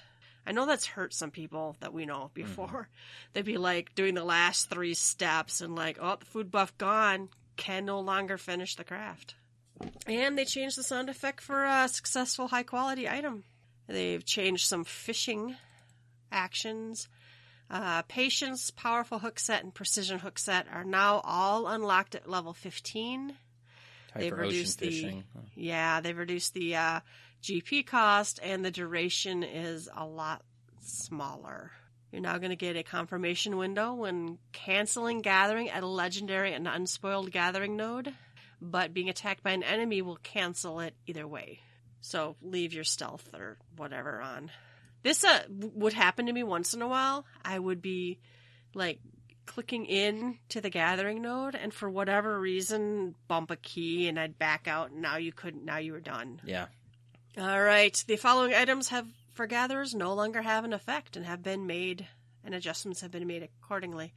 All of the traders' favors, all of the matrons' favors. They're not available anymore. You can exchange them. I never use that shit. I don't think I ever used. Maybe for testing purposes when 3.0 came out or whenever that shit happened. Wow. Yeah, I think just to try it out, but I never really chased this. I know they were a big deal for people who were doing more like, I don't know, hardcore gathering and crafting or something. I don't know. I suppose. I did a lot of crafting gathering back then. I don't remember using them all that much. Really. For science, maybe. If you have any, you can trade them for Blue Gatherer's script, the Rowena's token one. So talk to the Splendors vendor in Idleshire and select token reclamation. And you can sell them to vendors. And the help text has been updated. All right. They've also then, of course, all the items you could gather while under the effects of those are gone now. So if you have any of them, you can also then turn any of those in for Blue Crafter scripts. Streamline this shit, Yoshida. Yeah. It was an experiment. I think they tried something new, and it just didn't do anything. So, it's all good. All right. You can now trade... Let's see. You can now buy purified Coke. Oh, all right. Yeah, so there's some items you can now get from the Splendors vendor. For Blue Crafter scripts that you'll be getting for turning in all these matron and traders' favors. Yeah. All right, there's now a new above your head icon when you're fishing. When you catch a fish, you're going to see 1 exclamation point, 2 exclamation points, or 3 exclamation points. And you can only see that on yourself, and you can turn it off. That was kind of helpful earlier. Yeah, that was helpful earlier when we were when I was ocean fishing to see what's what. I do like that though. Like it's just there. Yeah. I don't know that people would have a problem with a big exclamation mark. I know people have said they had problems in the past with seeing big floaty exclamation marks over their head, but I like a bigger visual than just my pole waving. Yeah, it was sometimes a little bit hard to tell, I think. Maybe. Yeah, you can also buy there's some new versatile lures, so you can use those to catch a whole bunch of fish. You can buy those actually right on the ocean fishing boat and in Limsa. Oh my goodness. There's a lot more now, guys, but they've added a lot of minor and I want to ask your impression on the ocean fishing, just an overall. Did you enjoy it? Did you feel like it's worth the time? It was okay. First of all, the weirdness is it only triggers every 2 hours, I think. 2 in-game hours or real-life hours? Real life. Okay. Now, I don't know how long it stays open, and people have been like sitting there camping it. I don't know if it gets full or if it definitely sends out more than 1 instanced boat. It's kind of cool. It's kind of neat. A lot of people say they really, really enjoy it. I didn't find it particularly fun. I guess it's kind of cool and relaxing, but it's not like, oh wow, awesome or anything. It's very fast leveling. It looks like. I do want to go back and try to get like a better score so I can get my mount. The minion I got very easily the first time I went, and there's a big community like trying to figure out doing this and this. What does that do for you? Okay, so there's some mystery, at least within the first week. Yeah. And it's real. What's really kind of fun is like in the screenshot here, you can see Costa del Sol from the other side. Oh, cool. You can see, I think, Olda or something. Or there's places you can see from a vantage point you've not seen before. And there's some creepy-ass messages, so that's cool. Okay. It's worth doing. It's worth trying, but I'm not sure how engaging or anything it's going to become the future. You know what I mean? Mm-hmm. All right.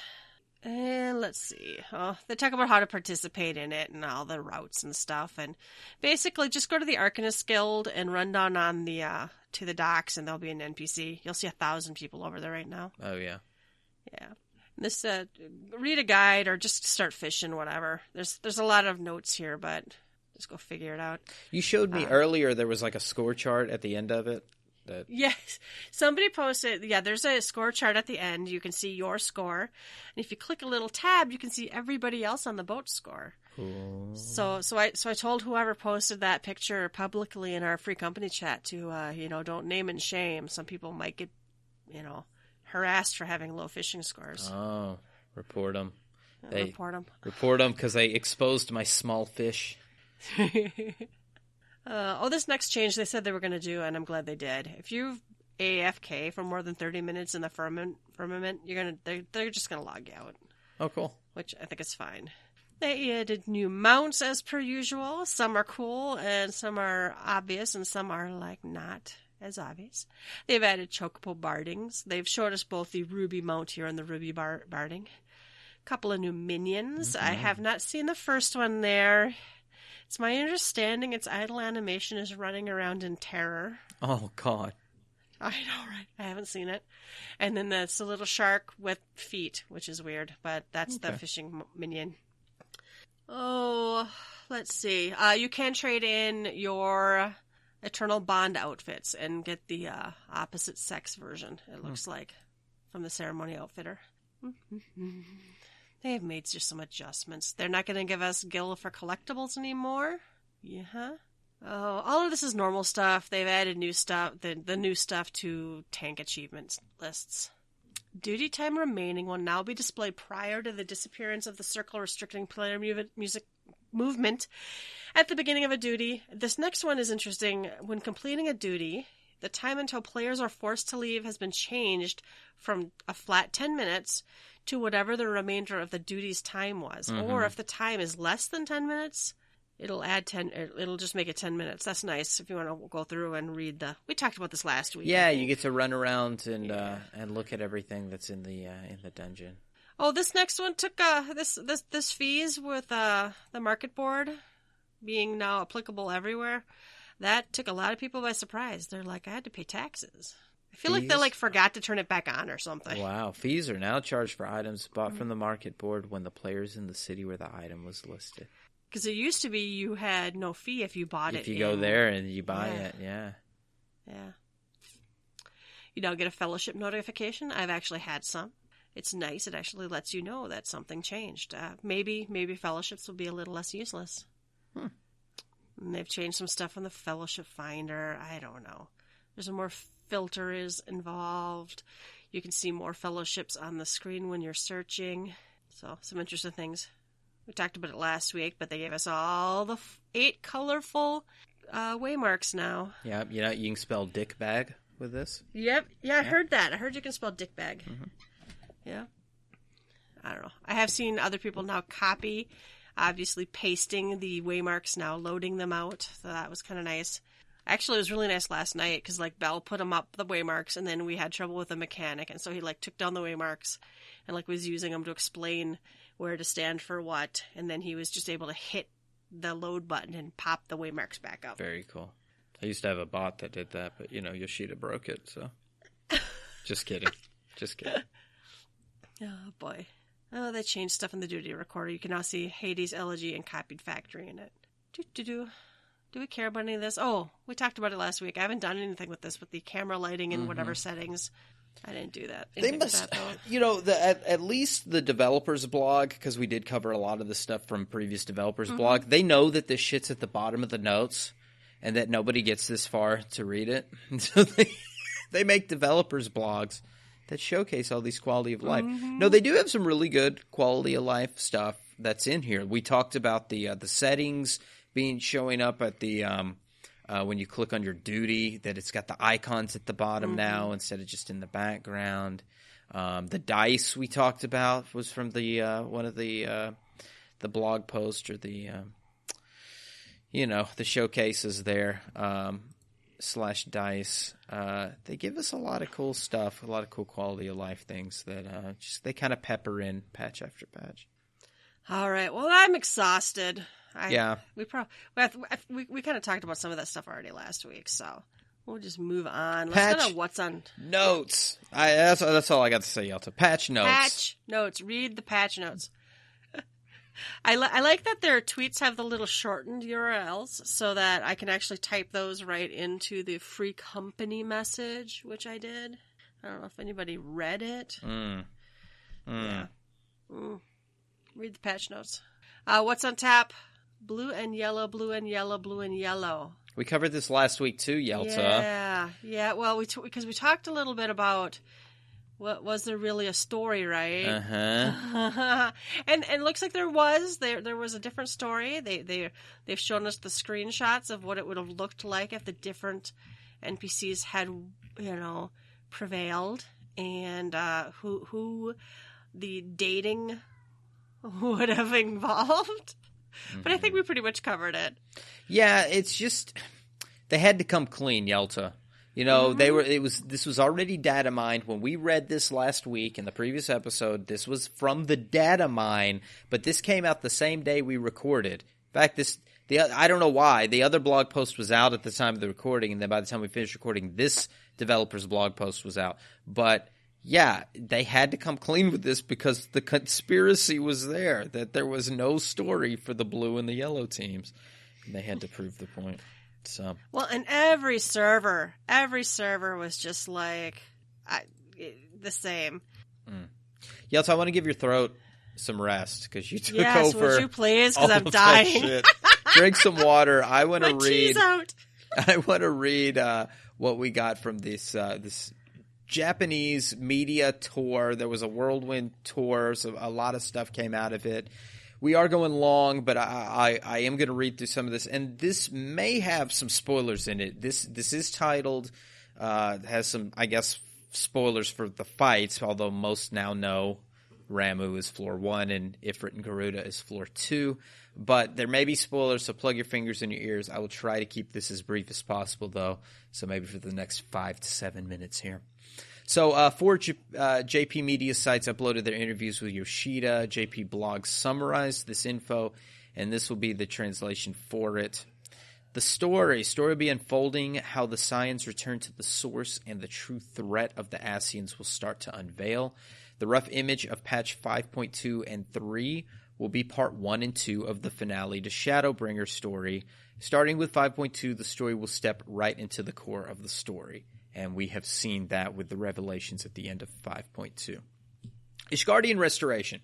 The concept of this content is having real-time live events, so they were asked, are all players guaranteed to participate this time? They have to say there will be cases that won't be the case. With the new step in the restoration, their goal isn't to have everyone hold hands to cross the finish line. Instead, they want to reward the hard workers, which will naturally lead to restoring the area faster. They admitted that it was their fault for not expecting that much congestion during the previous step. So those who contributed can participate. The fates will begin roughly around 30 minutes after the restoration gauge is full. Before it was 2 hours. I don't know if that's a good step. In comparison to the prologue stages they implemented in 5.1, there are way more stages this time. And even if you can't participate in all of them, you should be able to participate in a lot of them. That's good. The Ishgardian restoration and ranking system will be implemented in patch 5.2.1, which is 3 weeks after 5.2. So there's a nugget for you. We got a timeline. 5.2.1 will be 3 weeks after 5.2. The evaluation of the rankings will be based on the level and quality of the item you hand in, but the key will be the mass amount after all. The restoration won't end in 5.2.1 and will continue on in future patches. Fishers will also be able to participate from this stage onwards.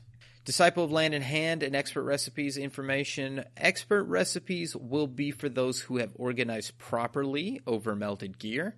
During these crafts, almost every turn will have some sort of happening or situation that you need to react to, and choosing the appropriate action for that scene will be important. Macros won't be useful against those random situations. They prepared a skill simulator, so they'd like players to practice using this mode before working on the expert recipes. Adding expert recipes to the game doesn't mean the crafted gear for battle classes will be created using these recipes. The expert recipes will involve crafting items that contribute to the Ishgardian restoration, so those who are aiming for the top spots on the ranking board should challenge these recipes. The difficulty of the 5.2 crafted gear, note for battle classes, will be the same as usual. All right, moving on. Sky Steel tools. The content itself will be pretty simple, and it won't ask you to go there and now go all the way over there. So no fetching, I guess. You will be able to enhance your tools by handing in the base weapon and the items required to upgrade it. Patch 5.2 will introduce gaining the base tool and 2 steps to the upgrade for that base tool. The tools will be somewhat useful after enhancing it. I like that. They'll be somewhat useful. Somewhat useful. That's good. Thanks, Yoshida. Yeah. The Sky Steel tools, I'm having trouble, might exceed the fully pentamelded tools when the final patch arrives. Okay. Save the Queen. This is the relic stuff. Added from the full interview. This content will be updated in patch 3.5, 5.35, 5.45, and 5.55. Patch 5.25 story will focus on the tragedy at Bosja Citadel. And I will add that we have got a glimmer of that because of the Ruby Weapon storyline that's coming, that it references Bosja in that as well. Everything really ties together this go-around, and I'm appreciative of that. I felt like the Isle of Vale was kind of crammed in there, to be quite honest. Okay. They prepared a very dense and long story as an introduction. There will be situations where you do not where you do need to fight, but you can basically solo most of the story. After you finish the story, you will be given the base weapon. Once you clear it, you won't find much trouble gaining additional weapons for other jobs. The weapons should, in italics, should glow at the end, but not this time. Note, not during this patch. With regard to the first step they introduced in patch 5.2, you should be able to solo through the majority of it. In 5.3.5, they'll be adding a new field type of content they haven't had in the game before. They will be organizing 2 routes for the Save the Queen Relic quest. One is using the new field type of content to enhance your weapon, and the other is gathering, collecting items to enhance your weapon in other content. So 2 ways to that sounds cool. Route. Kind of we've been asking for that, right? We have been asking, not since the days of light, right? Yelta, like the old that like you could do multiple ways of getting light, right? They do have plans for adding something like the Baldizian Arsenal, and the game experience will change for each update. You can obtain armor in a certain location, but if they're asked if it's enhanceable, they would have to say, not really. Ruby weapon. Additional info from the full interview. The Ruby weapon fight will have a checkpoint. If you wipe in the second half of the fight, you start from the second half at the very beginning. We know this from Ruby weapon. We're doing that now. So I think I can skip a lot of this stuff for Ruby weapon. Eden's Verse, we've talked about. We're in it now, so we don't need to talk about that. But I will say, in the previous Eden Gate raids, they reduced the required damage by around 15%, but they didn't do that this time, so it will be simply harder. And that's for Savage. Eden's Verse Savage. Ocean fishing, we've talked about that, etc. Although they do have plans, the deep dungeon type of content might be on break this time because they have so much other new content. Uh-oh. Sorry, that was a big sigh. Uh-oh. They are trying to prepare a variety of content that revolves around lifestyle type of content in patch 5.3 and onwards. Okay. The next ultimate won't be implemented in patch 5.3, and it would probably arrive during the latter half of the patch 5.x series instead, implying 5.5. I have heard the high-end raiders applauding this because they felt that there was nothing to do for the latter half of the 4.x story, to have something to go into what we love to call the vast wasteland between the last patch and the next expansion. This is good. High-end raiders want this, but that means in 5.3, especially if we don't get a deep dungeon, whatever this open world content that they're planning on doing, like a Baldizian Arsenal open world dungeon, this has got to be good. This has got to be good, and it's got to keep people going, or you got a big gap in the middle for what? They're going to add more housing features or something? All right, we got a little bit more to go here. This is a short clip of an interview with Yoshida and Famitsu. I will skip stuff that's not important. Yoshida says, if we include 1.0, 14 has had 10 years of history piled up to this point. We want to provide proper answer to those who have been playing since 1.0. And this is really in regards to different elements that's shown in 5.2. I won't go into that, but we have seen Star Showers and Dalamud in the trailer. So Famitsu says, we'll be finding out the answers to hidden mysteries. Yoshida says, there's a clear reason behind what's been happening in both the source and the first, how those two connect with each other. Through the story is one of those secrets to be revealed, and why I can't talk about most of the topics for now. I'm going to skip the next because that's just talking about Dalamud. Wereroots. I got to learn how to say that, Yelta. Wellroots? Well, I don't ask me, man. Yeah. The Ruby weapon stuff right now. They talk about how the sorrow. That's such a good storyline. And then they mentioned briefly about Gaius and Astinian. We do see Gaius. You've seen pictures of him, but you do see Gaius in 5.2. They've divided Gaius and Astinian's path. So where we see Astinian, well, that's up for you to find. We won't talk about it here, but they've decided that that's the path that they're going with it. So lots of juicy info. A lot of this is rehashed because we just got 5.2, but there's some stuff for 5.3 on the horizon that I don't know. We'll see if this is looking good or not. I'm wary because of the lack of deep dungeon, and people really do love that content, and I'm very sad if we don't get some deep dungeon. So, for sure. It really feels hard not to have something to help me go from 70 to 80 in a deep dungeon, and I like the randomness of it, and it's a different system. I miss it. I miss it already. All right. Well, let's have some nightmare fuel quick before we go. Love it. So this has been going around Twitter. This is Final Fantasy 7 related, and they have shown us now the Final Fantasy 7 Remake, and they've shown us the Chocobo Chick, Carbuncle, and Cactar summons, and oh my fucking god. Cactar's normal.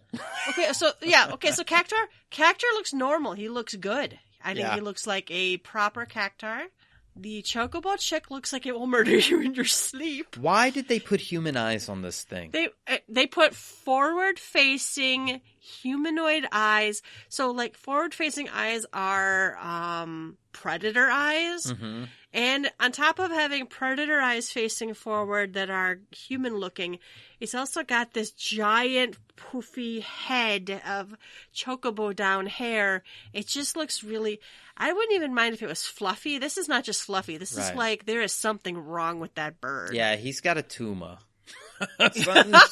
Something is up with this. I clipped this and I put him next to Howard the Duck for the 80s movie because it's just the same eyes and beak and it's just creepy looking here. And the carbuncle is at least as bad. It's I don't know what's with the head. A carbuncle to me, I don't mind if that was floofy and cute, but where it should have like long, cool ears and it not this giant weird forehead with a gem just basically plastered on it. This is like somebody's little Pomeranian or something that they turned the forehead into an 8-head and glued some kind of tracking system device in red to its forehead. It is so creepy. The ears are really, just like Yelta said, the ears are really what's wrong with this sucker. Because if you were to just, and I'm in paint right now, Yelta. I'm in paint. Okay, are you in paint? Are you fixing it for them? I'm fixing it right now. If you take this and you draw a V right from like the top of one ear and just go down to the tip of that crystal and then just cut up the crystal and go up to the other one and you just erase all that shit in the middle. Just erase all that stupid shit right in the middle. You would have long ears and you would have long ears, and then all you got to do is make a tiny little carbuncle crystal right there at the tip. I'm going to put a little red dot right there. It is that is beautiful. That's a work of art. I'll post this on Twitter. This is a work of art. No denying it. This is what carbuncles should look like. And I don't know what's wrong with you guys over the 7 remake, but get to work. But too many polygons. Stop it.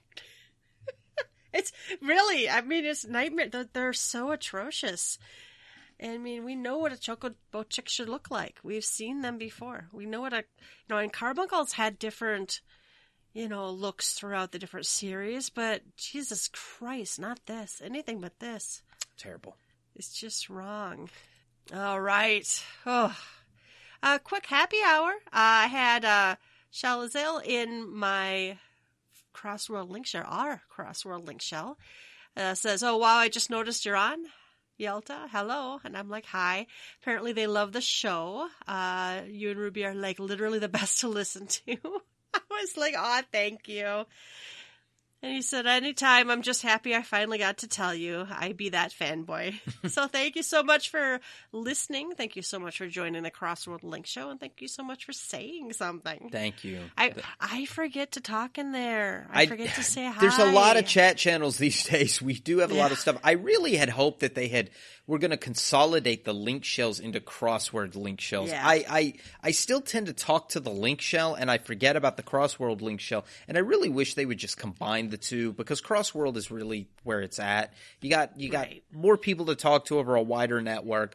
Combine it, get rid of the slots for Link Shell, add them into the slots for Crossworld. And for God's sakes, we were talking about this recently, maybe yesterday. More friends. We need more friends slots. Friend list 200 is not Oh enough. my God. We just need more slots for friends and everything. You're giving us more inventory space for our free companies. And there's just a lot of good stuff that they're adding quality of life. But I got too many friends in this game. I need more slots. Please help us. Well, and it doesn't help that you have to... So I use my friend list to mail people stuff sometimes. So you can't mail stuff back and forth without it. But I also use it because I turn off a lot of player names. So even if I could just like change the player names of like a group of people or whatever. So I like friend everybody in the free company. So their name for me, I use the friends. I don't use the free company color. I use the friends color. Anyone who's my friend shows up as bright green. So I like to be able to spot my friends, and I keep like unfriending people that I'm hoping aren't playing anymore because I've now fallen off their friend list. Yeah. So yeah, they kind of slowly but surely make changes, and you're right. A normal link shell doesn't make any sense anymore. Crossworld, I can go crossworld anywhere on the any server on the data center. There's really no reason to have a just normal link shell anymore. So. All right, then I guess it's closing time. You don't have to go home, but you can't stay here. You can find links to all of our episodes and blog posts on our website, www.gtffxev.com. While you're there, please leave us a comment. And if you'd like to, you can support us by clicking the donation button. You can find us on Twitter at GTFFXev. Email us at gtffxev@gmail.com. Please rate us. Personal plugs, Ruby. Yes, you can find me on Twitter at Rubicon Vale. RUBICONVALE. And you can find me on Twitter at Yelta Sumasu, YELTASUMASU. As always, thanks for listening, and we will catch you next time. Bye-bye. Bye-bye.